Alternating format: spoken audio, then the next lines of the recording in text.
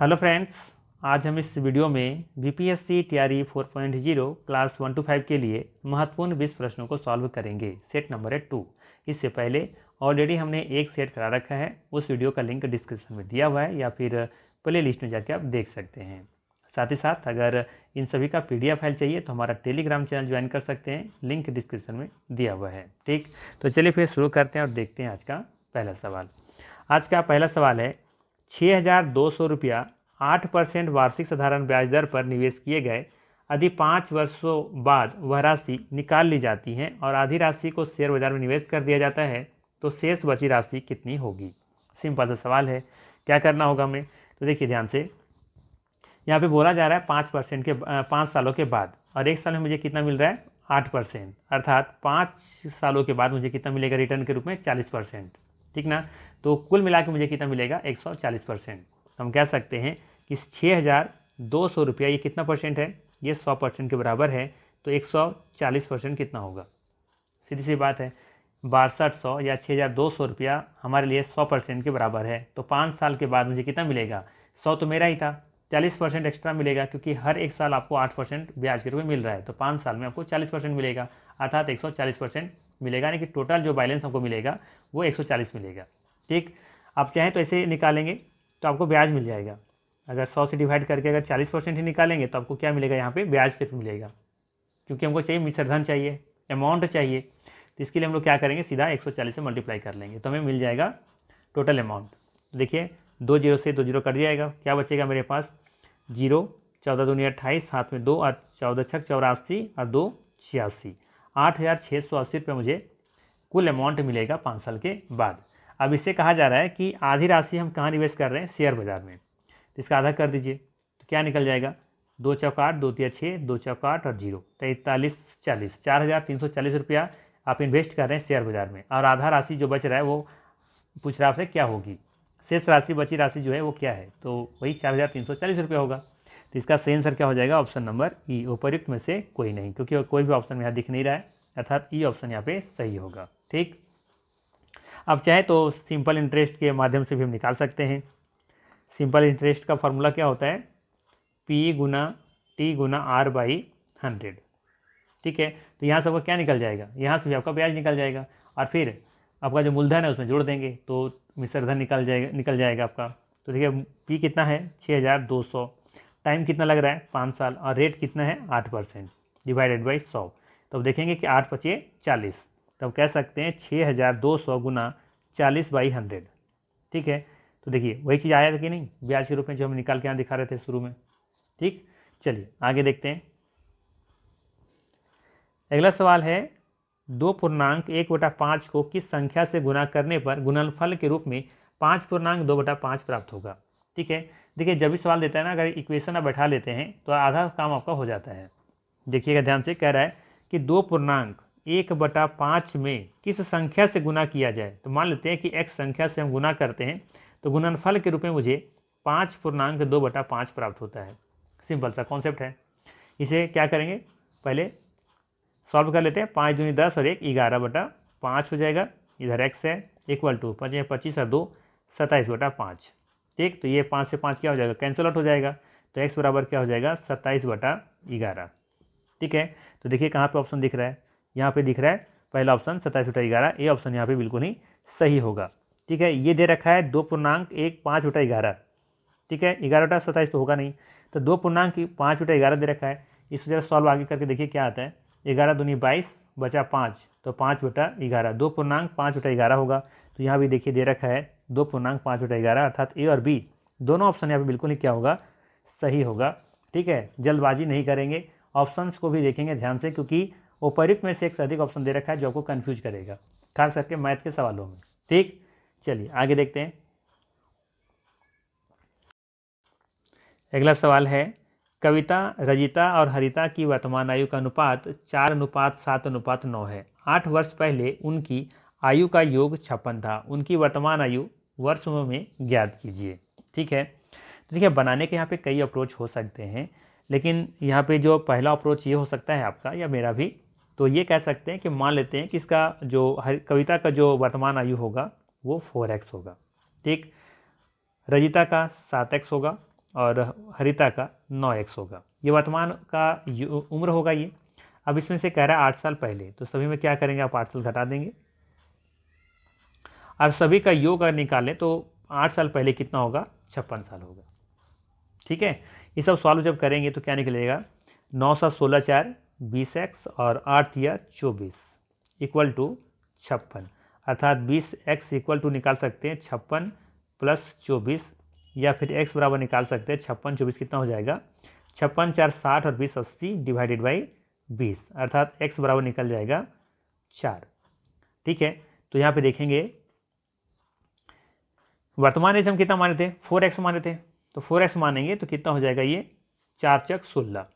ठीक है, 7x क्या हो जाएगा, 7 चौक 28 और 9x का निकालेंगे तो 9 चक 36। तो देखेंगे 16 28 और 36 यहाँ पे ऑप्शन नंबर ए में दिख रहा है। ये आपका पहला अप्रोच हुआ लॉन्ग मेथड से, जो कि सही मेथड जो बचपन से हम लोग पढ़ते आ रहे हैं। ठीक है, दूसरा अप्रोच क्या हो सकता है, देखना देखिएगा ध्यान से। दूसरा अप्रोच ये हो सकता है, अनुपात का मतलब क्या होता है, अनुपात का मतलब ये होता है, अनुपात का मतलब ये होता है कि ये 4 साल है तो इसका उम्र 7 साल होगा, इसका 9 होगा। अगर 4 दूनी 8 साल इसका होगा तो इसका 7 दूनी 14 होगा, 9 दूनी इसका 18 होगा। अगर इसका 4 तिया 12 होगा इसका, तो इसका 7 21 होगा और इसका 9 तिया 27 होगा। अगर 4 चौक 16 होगा तो 7 चौक 28 और 9 चौक 36 ऐसे चलेगा ये। ठीक है, कॉन्सेप्ट यही है। तो आपको ये देखना है कि इसका गुना करने पर कितना का मल्टीपल सब में सेम से कर दें कि वो हमारा योग 80 साल निकल जाए। 80 क्यों, क्योंकि 56 साल जो था ना, ये तो 8 साल पहले की कहानी है, तो 8 साल की पहले है, तो इसका मतलब वर्तमान का ये तो अनुपात दे रखा है ना, तो 8 साल तीनों का निकालेंगे तो 68 साल तीनों में जोड़ करके आप वर्तमान में पहुंचेंगे तो 8 या 24 साल होगा। तो 56 साल और 24 साल कितना होता है, 80 साल होता है। ठीक है, तो यहाँ पे देखेंगे कि 80 साल जोड़ने में किस में आ रहा है, पहला चीज़। और दूसरा चीज़ ये देखना है कि 4 का मल्टीपल, ठीक है, या फिर 4 का गुणज किस में देखने को मिल रहा है। तो देखेंगे 4 का अगर 4 से गुना करें तो 4 चौक 16, 7 चौक 28 और 9 चौक 36, पहला ऑप्शन में दिख रहा है।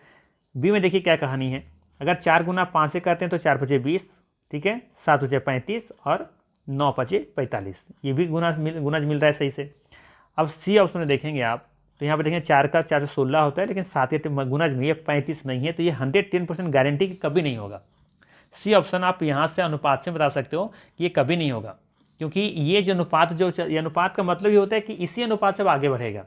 अगर 2 से गुना करें तो समय कीजिए, 3 से करें तो समय कीजिए, तो 4 गुना अगर हम 4 से कर रहे हैं तो 4 से 16 आ रहे हैं, तो 4 से 6 यहाँ पे 7 28 ही होना चाहिए था, या 35 36 कुछ भी नहीं होगा, पॉसिबल ही नहीं है। ठीक, तो ये ऑप्शन कभी नहीं होगा। बचा मेरे पास सिर्फ ऑप्शन नंबर ए और बी। अब यहाँ पे देखिए उम्र का योग कितना होना चाहिए, वर्तमान में 80 साल होना चाहिए, तो जोड़ने पर देखिए किसी ना किसी एक में ही 80 आएगा, दोनों में 80 नहीं आएगा, या तो इसमें आएगा या तो फिर इसमें आएगा। तब देखेंगे 6 8 14 और 6 20 जीरो हाथ में 2 और 3 2 5 2 7 और 1 8, 80 इसी में आ रहा है। इसमें जोड़ेंगे तो देखेंगे 45 और 35 हो जाएगा 80 और 80 20 100, जो कि ये 100 कभी नहीं होगा, आना चाहिए 80, अर्थात यहाँ से देखेंगे तो सीधा सीधा इसका आंसर ये ऑप्शन दिखेगा आपको। तो ये 2 अप्रोच है बनाने का, आप चाहे जैसे बनाना चाहें बना सकते हैं आप। ठीक, चलिए आगे देखते हैं। अगला सवाल है, किसने 12 अगस्त 1765 को अंग्रेजों को बंगाल बिहार और उड़ीसा की दीवानी देने का फरमान दिया था। बताना है किसने 12 अगस्त 1765 को अंग्रेजों को बंगाल बिहार और उड़ीसा की दीवानी देने का फरमान दिया था। शाह आलम द्वितीय, बहादुर शाह, फर्रुखसियर, एक से अधिक होगा, इनमें से कोई नहीं। तो ध्यान रखना है, मुगल बादशाह शाह आलम द्वितीय ने 12 अगस्त 1765 को अंग्रेजों को बंगाल बिहार और उड़ीसा की दीवानी देने का फरमान दिया था। ये ऑप्शन बिल्कुल यहाँ पे सही होगा, ध्यान रखनी है। चलिए अगला सवाल लेते हैं। अगला सवाल है, सिखों के दूसरे गुरु कौन थे। सवाल है, सिखों के दूसरे गुरु कौन थे। तो याद रखना है, सिखों के दूसरे गुरु गुरु अंगद थे, गुरु अंगद थे, अर्थात ये ऑप्शन यहाँ पे बिल्कुल ही सही होगा, ध्यान रखना है। और ये भी ध्यान रखिएगा, गुरु अंगद का बचपन का नाम लहना था। क्या था, लहना। इन्होंने गुरु नानक द्वारा प्रारंभ की गई लंगर व्यवस्था को अस्थायी बना दिया था, ये भी याद रख सकते हैं। और ये भी याद रख सकते हैं कि गुरुमुखी लिपि का आरंभ गुरु अंगद ने ही किया था। और सिखों के छठे गुरु कौन थे, हरगोबिंद थे। 10वें गुरु कौन थे, याद है किन्हीं को, तो कमेंट करके जरूर बताइएगा। ठीक, चलिए आगे देखते हैं। अगला सवाल है 19वीं शताब्दी में हिंदू धर्म की पुनर्जागरण का श्रेय निम्न में से किसे जाता है। 19वीं शताब्दी में हिंदू धर्म के पुनर्जागरण का श्रेय निम्न में से किसे जाता है। तो ध्यान रखिएगा 19वीं शताब्दी में हिंदू धर्म के पुनर्जागरण का श्रेय राजा राम मोहन राय को दिया जाता है। ये भी याद रखिएगा राजा राम मोहन राय को भारतीय पुनर्जागरण का मसीहा या फिर अग्रदूत कहा जाता है। ये भी याद रख सकते हैं कि राजा राम मोहन राय ने या फिर इनके प्रयास से लॉर्ड विलियम बेंटिंक ने 1829 ईस्वी में एक एक्ट पारित किया था, है ना। उसके साथ ही साथ देखेंगे कि सती प्रथा को यहाँ पे गैर कानूनी घोषित किया गया था। वैसे सती प्रथा का स्थापना कब किया गया था, 1828 में, ठीक है। लेकिन लॉर्ड विलियम बेंटिंक के द्वारा 1829 में से गैर कानूनी घोषित किया गया था, ठीक। चलिए अगला सवाल था यहाँ पे, इसका सही आंसर क्या हो जाएगा, सी ऑप्शन। चलिए अगला सवाल लेते हैं। सवाल है भगत सिंह और उनके साथियों ने किसका बदला लेने के लिए ब्रिटिश अधिकारी जॉन सॉन्डर्स की हत्या की थी। बताना है भगत सिंह और उसके साथियों ने किसका बदला लेने के लिए ब्रिटिश अधिकारी जॉन सॉन्डर्स की हत्या की गई थी।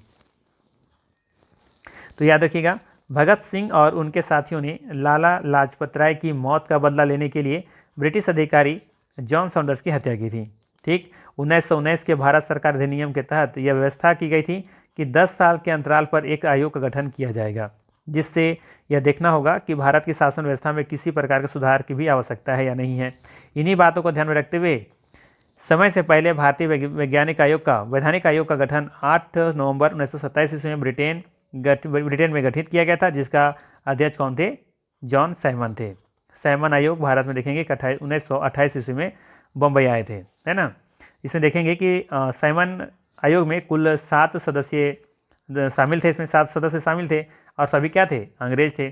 सैमन आयोग में एक भी भारतीय को शामिल नहीं किया गया था, इसीलिए सैमन आयोग का भारत में बहुत तेज गति से कह सकते हैं कि बहुत तीव्र ही विरोध किया गया। और सैमन आयोग का विरोध लखनऊ की धरती पर जवाहरलाल नेहरू एवं हर गोविंद बल्लभ पंत ने वहाँ पे किया था। सैमन कमीशन का विरोध लाहौर की धरती पर देखेंगे किसने किया था, तो लाला लाजपत राय ने किया था। कहाँ पे, लाहौर में, लाहौर की धरती पर, ठीक। तो लाहौर के पुलिस कप्तान जेम्स स्कॉट के आदेश पर लाला लाजपत राय पर लाठी से कठोर प्रहार से वो बुरी तरह से घायल हो गए थे और बाद में उनकी मृत्यु भी हो गई थी। यही कारण था यहाँ पर इनका बदला लेने के लिए। अब देखेंगे कि भगत सिंह और उसके साथियों ने जॉन सॉन्डर्स पर यहाँ पे मतलब उनकी हत्या करते हैं, प्रयास करते हैं, ठीक है, ये ध्यान रखनी है। चलिए अगला सवाल है सिकंदर के गुरु थे कौन थे, ये बताना है सिकंदर के गुरु कौन थे। तो याद रखना है सिकंदर के गुरु अरस्तु थे, बी ऑप्शन यहाँ पे सही होगा, ध्यान रखिएगा। ये भी याद रख सकते हैं फिलिप द्वितीय जो थे ना, ये सिकंदर के पिता थे, फिलिप द्वितीय। चलिए आगे देखते हैं। झेलम का युद्ध किसने जीता, झेलम का युद्ध किसने जीता था। तो याद रखिएगा झेलम का युद्ध सिकंदर ने जीता था, ठीक। और ये भी याद रख सकते हैं झेलम का युद्ध को हाइडेस्पीच के युद्ध के नाम से जाना जाता है। हाइडेस्पीच के युद्ध 326 बीसी में हुआ था, सही आंसर है यहाँ पे सी ऑप्शन। अगला सवाल है विश्व व्यापार संगठन की स्थापना कब हुई थी, 91, 95, 97 या फिर 94। तो याद रखना है विश्व व्यापार संगठन की स्थापना 1995 ईस्वी में किया गया था। 1 जनवरी 1995 को WTO की स्थापना की गई थी और इसका मुख्यालय कहाँ है, जेनेवा में है, ठीक। चलिए और ये भी याद रख सकते हैं वर्तमान में WTO में 164 सदस्य हैं। WTO व्यापार क्षेत्र का ये सबसे बड़ा संगठन है। 164वां बात है सदस्य कौन बना था, तो ये अफगानिस्तान बना था, ये भी याद रख सकते हैं। चलिए अगला सवाल है कांडला पतन पोर्ट कहाँ पर स्थित है। आसान सा सवाल है वैसे। कांडला पोर्ट आप देखेंगे कच्छ की खाड़ी के पास में स्थित है, जो कि संकरी खाड़ी गुजरात में है, ये याद रखनी है। खंबाती खाड़ी भी गुजरात के पास में ही है, ठीक है। तो ये ऑप्शन यहाँ पे बिल्कुल ही क्या होगा, सही होगा। कांडला पतन कहाँ पे स्थित है, ये कच्छ की खाड़ी में स्थित है, ठीक है, उसी के पास में स्थित है ये कांडला पतन। और खंबाती खाड़ी भी देखेंगे गुजरात में ही वैसे स्थित है, ये कन्फ्यूज नहीं करना है। अगला सवाल है गंगा ब्रह्मपुत्र डेल्टा क्षेत्र का वन निम्नलिखित में से किस नाम से जाना जाता है। गंगा ब्रह्मपुत्र डेल्टा क्षेत्र का जो वन है ना, पूछा जा रहा है आपसे कि वो किस नाम से जाना जाता है। तो याद रखना है सुंदरवन डेल्टा है जो गंगा ब्रह्मपुत्र नदी द्वारा बनाया गया है। यह विश्व का सबसे बड़ा डेल्टा भी है और इसे सुंदरवन के नाम से जानते हैं, ठीक। तो यहाँ पे बी ऑप्शन बिल्कुल क्या होगा, सही होगा। अगला सवाल है निम्नलिखित में से कौन बायोस्फीयर रिजर्व या सुरक्षित जीवमंडल नहीं है? मन्नार की खाड़ी, नीलगिरी, कांजीरंगा, एक से अधिक या इनमें से कोई नहीं। तो याद रखिएगा, कांजीरंगा नेशनल पार्क असम में है जो सुरक्षित जैवमंडल नहीं है। ये भी याद रख सकते हैं कि मन्नार खाड़ी बायोस्फीयर रिजर्व या सुरक्षित जीवमंडल है। नीलगिरी पूर्वी घाट और पश्चिमी घाट को मिलाने वाली पहाड़ी है, ये भी याद रखिएगा। और सुंदरवन जो कि पश्चिम बंगाल में बाघ के लिए प्रसिद्ध है, आपको ये भी याद रखनी है। अर्थात यहाँ पे सी ऑप्शन बिल्कुल ही सही होगा। अगला सवाल है कि लूनी किसकी सहायक नदी है? लूनी किसकी सहायक नदी है? गंगा, यमुना, चंबल, सिंधु या फिर उपर्युक्त में से कोई नहीं। तो याद रखिएगा, सही आंसर होगा यहाँ पे ई ऑप्शन। इनमें से किसी का भी लूनी सहायक नदी नहीं है। ध्यान रखिएगा, लूनी नदी अरावली पर्वत के निकट नाग पहाड़ से उत्पन्न होकर के दक्षिण पश्चिम क्षेत्र में प्रवाहित होते हुए कच्छ के रण में जाकर मिलती हैं। ठीक, चलिए, गंगा की वजह से सबसे बड़ी सहायक नदी कौन सी है? यमुना है, याद रख सकते हैं। यमुना की सहायक नदी कौन है? चंबल और बेतवा और केन है।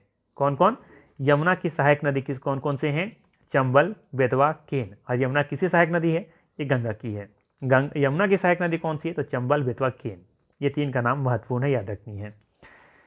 बाकी सिंधु कहाँ से निकलती हैं? चीन से निकलती है, मानसरोवर झील से। ठीक है, चलिए अगला सवाल लेते हैं। सवाल है, इनमें से सबसे अधिक वर्षा कहाँ होते हैं? सही आंसर हो जाएगा मासिनराम, ठीक ना, जो कि मेघालय में है। अगला सवाल है, विश्व का सर्वोच्च पर्वत शिखर एवरेस्ट नेपाल में किस नाम से जाना जाता है? सबको पता होगा, सागरमाथा के नाम से जाना जाता है। ठीक, सी ऑप्शन यहाँ पे बिल्कुल ही सही है, ध्यान रखना है।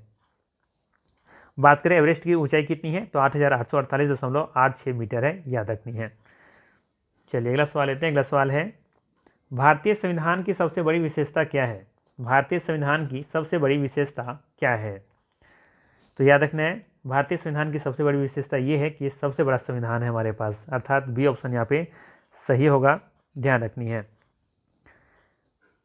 हाँ, ये भी याद रख सकते हैं आप यहाँ पे एक थोड़ा सा कि यूएसए के संविधान जो है ना, ये विश्व की सबसे छोटी संविधान है। अगर पूछा जाए आपसे कि सबसे छोटा संविधान किसका है, किस देश का है, तो ये यूएसए का है, और सबसे बड़ा भारत का है। अगला सवाल है, संविधान के किस अनुच्छेद में यह वर्णित है कि प्रत्येक व्यक्ति धार्मिक विश्वास और उसके अनुरूप आचरण करने के लिए तथा अपने विचारों को दूसरे के समक्ष रखने में स्वतंत्र है? अनुच्छेद 25, अनुच्छेद 60, अनुच्छेद 105, एक से अधिक या इनमें से कोई नहीं। तो याद रखिएगा, भारतीय संविधान के अनुच्छेद 25 में यह वर्णित है कि प्रत्येक व्यक्ति धार्मिक विश्वास और उसके अनुरूप आचरण करने के लिए तथा अपने विचारों को दूसरे के समक्ष रखने में स्वतंत्र है। ठीक, तो अर्थात यहाँ पे ऑप्शन नंबर ए बिल्कुल ही सही होगा। अगला सवाल है, भारतीय संविधान के किस अनुच्छेद में गौ हत्या पर प्रतिबंध लगाया गया है? बताना है, भारतीय संविधान के किस अनुच्छेद में गौ हत्या पर प्रतिबंध लगाया गया है? तो याद रखनी है, भारतीय संविधान के अनुच्छेद 48 में गौ हत्या पर प्रतिबंध लगाया गया है, अर्थात सी ऑप्शन यह बिल्कुल ही सही है। ये भी याद रख सकते हैं, अनुच्छेद 48 में लिखा है कि राज्य सरकार दुधारू एवं भारवाहक पशु की हत्या पर रोक लगाया गया, उसके विकास एवं संवर्धन के लिए कार्य करेगा। ठीक, चलिए आगे देखते हैं। अगला सवाल है, किसे कायम करके शांति को सर्वोत्तम रूप में पाया जा सकता है? किसे कायम करके शांति का सर्वोत्तम रूप में पाया जा सकता है? स्वतंत्रता, समानता, न्याय, कृष्णा। यहाँ पे कृष्णा नहीं होना चाहिए था, यहाँ पे थोड़ा सा टाइपिंग मिस्टेक है, उपर्युक्त में से एक से अधिक कर लीजिए। ठीक है, यहाँ पे क्या है, उपर्युक्त में से एक से अधिक, और आंसर भी क्या हो जाएगा, उपर्युक्त में से एक से अधिक होगा। ध्यान रखिएगा, थोड़ा सा टाइपिंग मिस्टेक है। स्वतंत्रता, समानता, न्याय, ये सभी कायम करके शांति को हम लोग क्या कर सकते हैं, सर्वोत्तम रूप में पा सकते हैं। ठीक है, चलिए, तो ये था मोस्ट इंपॉर्टेंट 20 MCQ। अगर वीडियो अच्छा लगा हो तो लाइक जरूर कीजिएगा, चैनल पर नए हैं तो सब्सक्राइब कर लीजिएगा। बाकी फिर मिलते हैं हम लोग इसी तरह के नेक्स्ट वीडियो में। Thanks for watching.